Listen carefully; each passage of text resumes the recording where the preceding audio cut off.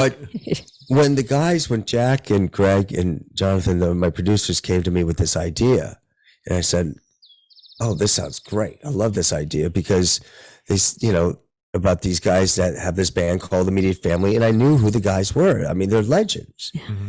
And at the beginning of Wrecking Crew, I added that line with a VO was, "This is a story about my father and his extended family, the Wrecking Crew." They were a family. Mm-hmm. They see more of each other than their own families, when you're working and stuff. And that lasted a good 10 years for them. And then with this one, with the fact that they had this band called Immediate Family, I said, "Oh, there's a nice spin there. There we go." And then the other thing is, Lou Adler says at the end of Wrecking Crew, the question to him was, "Did you make a change in your sound? Did you consciously hire new musicians when you did Tapestry?" He goes, "Oh, no." He goes, "Carol brought in Cooch and James, her friend, James Taylor. They were her friends." So that song of it's too late. I can't hear a lyric to save my life, by the way. I can't hear lyrics. Unless it's written out, I can't tell you what it says.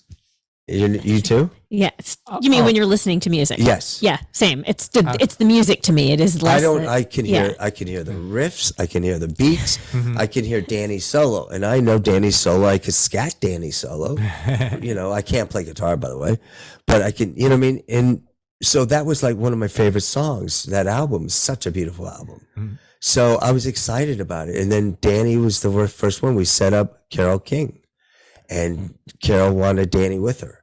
So that's why Danny's in that. Oh, that's nice. why.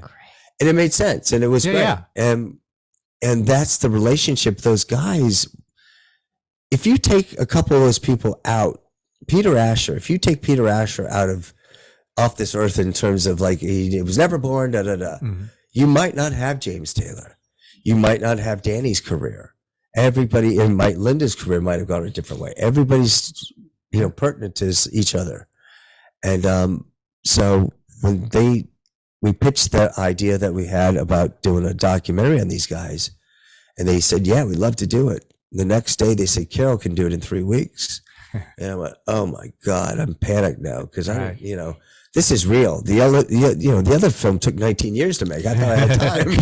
I thought I could do this in half the time.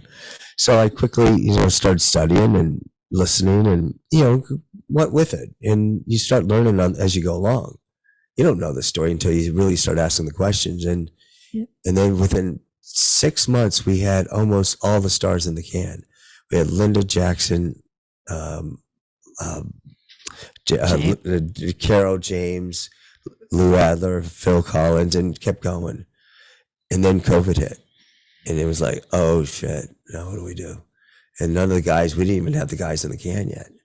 So it's like, we don't have, you start thinking the horrible things as we all remember. Mm-hmm. If this is real, no one can be near anybody. We can't go interview these guys with a crew. So we slowly went out with just myself and sound and a camera person. And we just got them in the can and just kept building. Kept going. Wow. Yeah. So, and it was, I guess as long as you followed the protocols, or was there? Yeah. There was no vax at that point, I don't think. Oh my God. Yeah. Yeah. We just took temperatures and masks.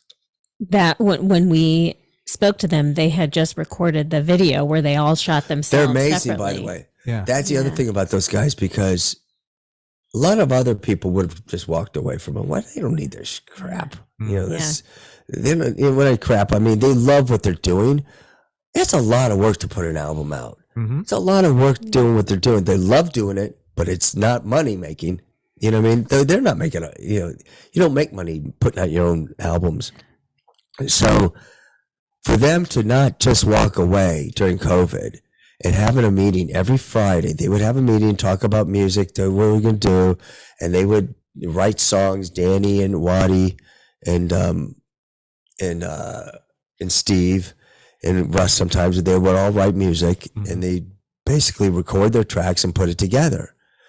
And it was amazing. Then they did those videos. Yeah. I mean, their videos are really good. Yeah, they were I remember they were talking about how proud they were that they did it within COVID. Like that was just everybody on their own had to do their own thing. Yeah, get an iPhone and just do it. It's like, I could never have done that. I mean, they're really good. So, where other people maybe did walk away from the business and just said, I can't do it anymore. They didn't stop. Yeah. But like Waddy says in the film, I've never met anybody that was retired in the music business that was happy. Right. You don't stop playing. Yeah. And no one's right. Yeah. So Like your dad still had a guitar in his hand. He's like, nope. even with his stroke, he still couldn't do the right hand, but he could do the left hand. He would just make it work. Yeah.